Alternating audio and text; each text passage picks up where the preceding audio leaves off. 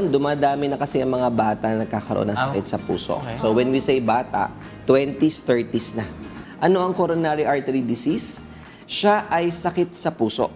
Nagkakaroon ng bara sa puso, nagkakaroon ng pagsisikip ng daloy ng dugo sa puso.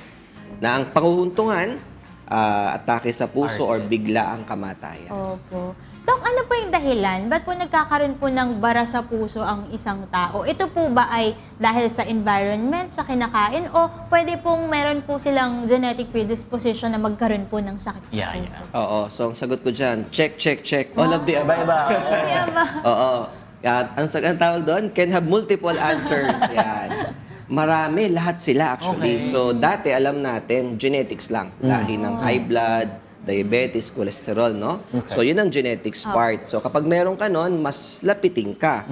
Ngayon, yung environmental part, yan yung pollution, yun yung secondhand smoke, no? Yan yung air pollution sa ano, pati pagkain natin, chemicals, etc. No?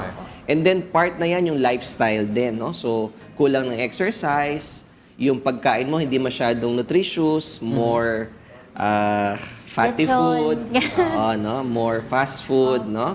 More soft drinks. So lahat yan, again, multiple choice, all of the above, naninira ng puso. Okay.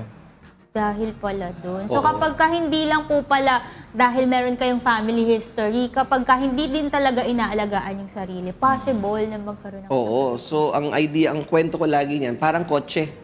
So, yung kotse mo, ganda pagkakagawa, no? So, pero pag hindi mo inalagaan, kaskasero ka, sirain. Kapag hindi mo change yung tune-up maintenance, sirain din. So, genetics yung kotse mo mismo, ikaw yung lifestyle, yung maintenance, yung pagpapatingin sa doktor, no? So, ganun siya. Pero Doc, using this analogy, no? Kunyari, wala namang factory defect yung kotse or wala naman tayong predisposition na magkaroon ng mga sakit sa puso. So, good genes. Sino po ba? Opo, good genes naman. Hira yan. Pero, sino po ba yung mga at risk pa rin magkaroon ng, ng coronary artery disease? Oo. So, tanggalin natin yung genetics. Yan. So, sa madaling salita, no?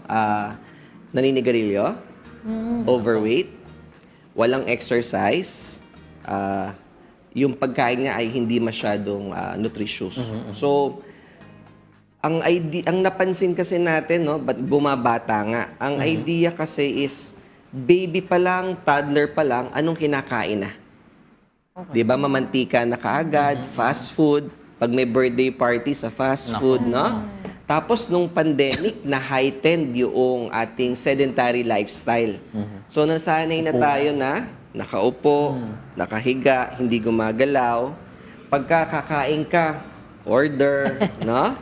So, yung galaw na bawasan, tumataba, mas nagiging tamad, obesity. So, yan ay rason kung bakit nasisira din ang puso. Okay.